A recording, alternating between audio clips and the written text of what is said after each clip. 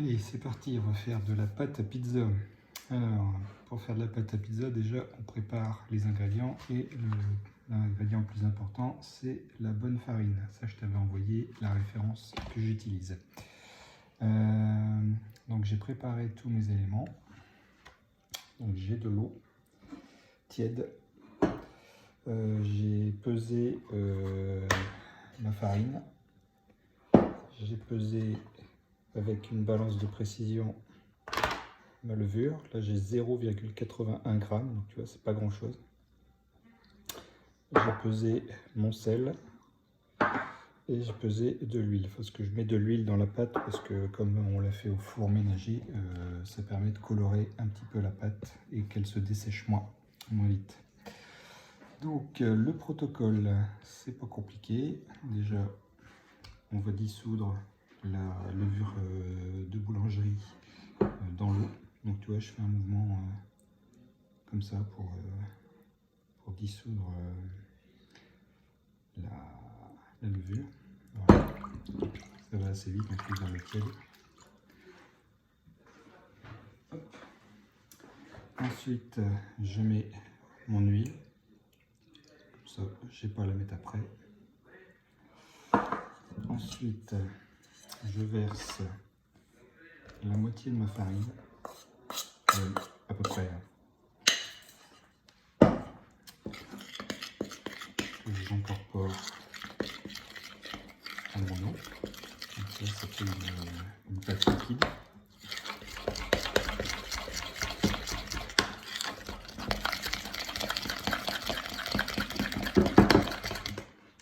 Dedans, je mets mon sel.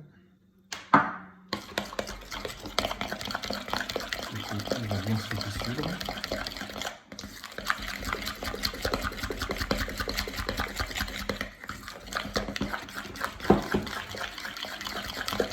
Voilà, j'ai une pâte bien liquide, homogène. On fait un peu de place. Je mets le reste de ma farine. J'incorpore grossièrement encore la cuillère.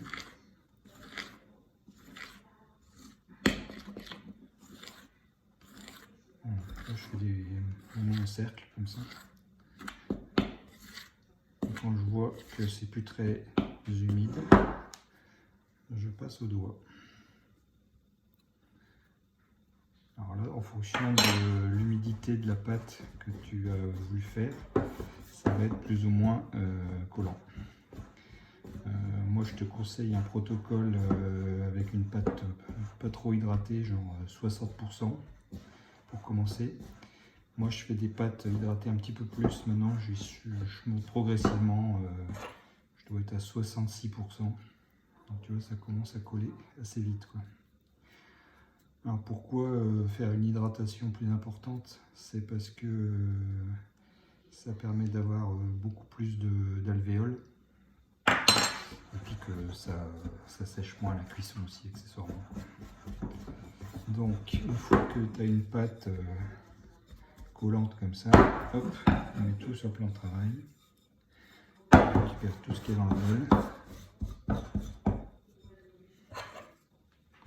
Dans sa collant. Je vais recadrer. Voilà. On récupère tout ce qui est dans le bol. Hein. Toute la farine. Parce que comme on fait des pesées très précises, on récupère tout. Pas de raison. Et donc là, le principe, ça va être d'amalgamer tout ce qui reste. C'est-à-dire qu'il ne faut pas qu'il y ait de traces de farine sèche et qu'il n'y ait pas de traces de farine humide. Donc il y a un mouvement que moi j'aime bien faire. C'est un mouvement de ce qu'on appelle le fraisage. Donc, on prend la pâte, on la tient avec le bout de la main et on fraise avec le bord de la paume. Voilà. Après on rabat, on fait une sorte de boudin, on tourne un quart de tour et on recommence. Alors ça colle. On récupère tout ce qui traîne sur la table et on recommence le mouvement. Alors ça c'est pour vraiment bien amalgamer les morceaux de farine sèche avec ce qui reste humide. Alors à force, la pâte elle va prendre un peu de force, comme on dit, elle va être plus dure à étaler. Mais en même temps, elle va être plus compacte, quoi. plus homogène. Voilà, pardon. Donc voilà, c'est un coup à prendre. Alors évidemment, ça colle, on s'en fout partout. Surtout, il faut absolument résister à la tentation de remettre de la farine. Ça colle, c'est normal. Et plus on va la travailler, moins elle va coller. Enfin, moins elle va être collante en fait. Si tu remets de la farine, ça va plus coller tout de suite, mais ça va changer tes proportions. Donc voilà, il faut travailler la pâte comme ça, genre 3 ou 4 minutes.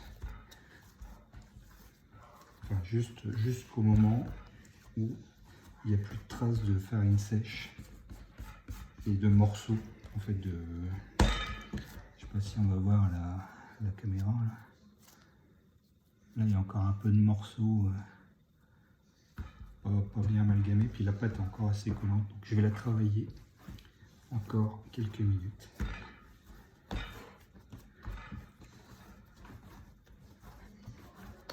On va faire un boudin qu'on rebat. Hop, un quart de tour, et on continue. Donc voilà. Alors la pâte, elle est encore très collante.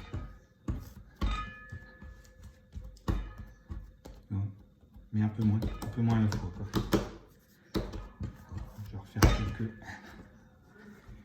quelques tours. Voilà. La pâte, elle est bien là. Elle est homogène, il n'y a plus trop de morceaux, il n'y a pas de traces de farine sèche. Donc ce qu'on fait à ce moment-là, c'est on fait une boule. Voilà. Et on remet le couvercle dessus et on laisse poser ça pendant un quart d'heure, 20 minutes. Ça va permettre à la pâte de se détendre. Je vais remettre les morceaux sur ma main. Ça va permettre à la pâte de se détendre et pouvoir la travailler, et tu vas voir qu'on va pouvoir la lisser après. Voilà, suite après.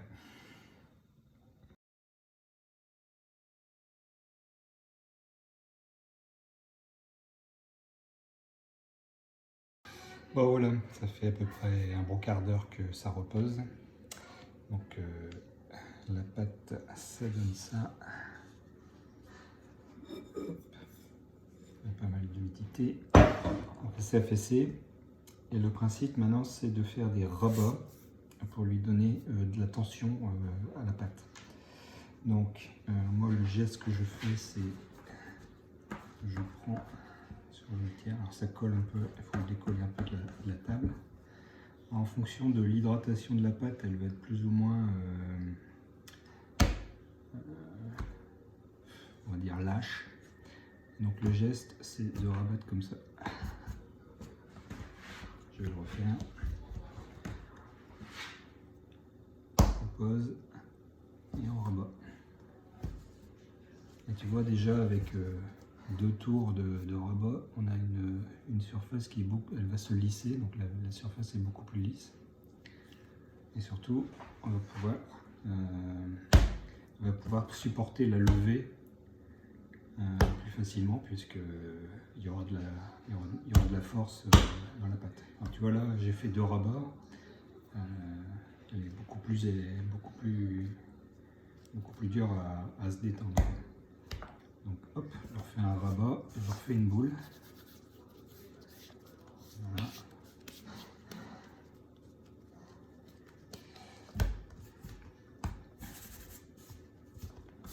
Enlever les traces de pâte qui collent, ça fait des morceaux pas agréables sur la pâte. Et puis on recommence, on recouvre pour à nouveau un quart d'heure.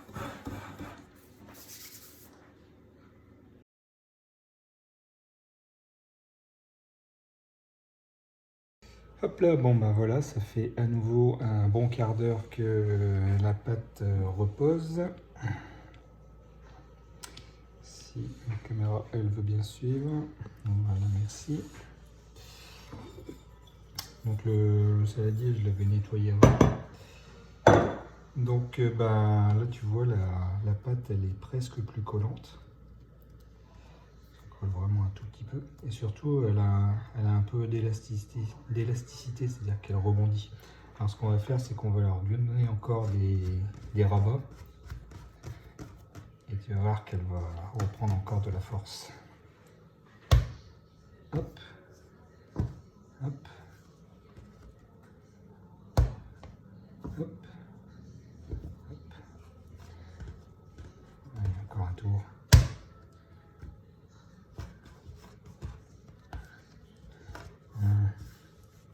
Si je fais une belle boule,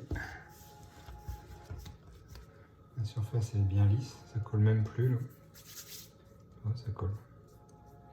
Et puis surtout, ça n'a pas trop bondi. Et tu vois, on commence déjà à voir de l'air qui se forme dans la pâte, puisqu'en fait en faisant les rabats, on ramène de l'air dans la pâte.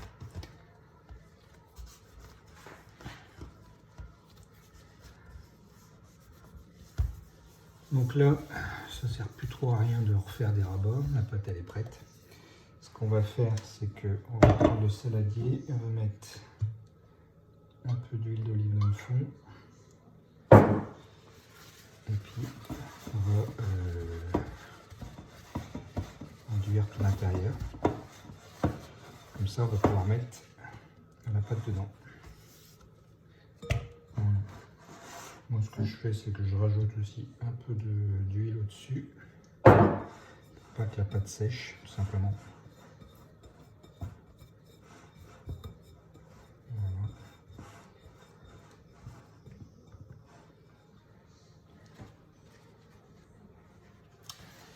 Et après, on met du film pour mettre le saladier de manière hermétique.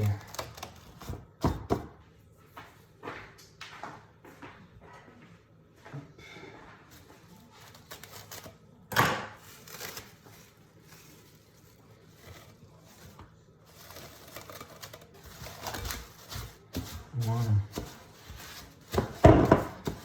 Donc à partir de là, on laisse à température ambiante pendant 1 heure, 1 heure et demie. Et après, on la met au frigo pendant le temps de repos qu'on a calculé avec l'application que je t'avais fait voir.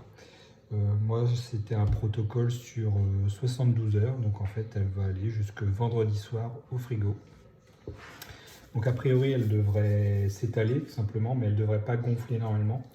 L'intérêt d'avoir un protocole long comme ça au frigo, c'est que la levure, elle va travailler la pâte. Ça va la rendre beaucoup plus digeste et beaucoup plus légère aussi que si on fait un protocole court sur la journée ou sur quelques heures, quoi. Donc voilà. Bah voilà, tu as toutes les billes pour essayer de le faire toi-même maintenant. Allez, bon courage.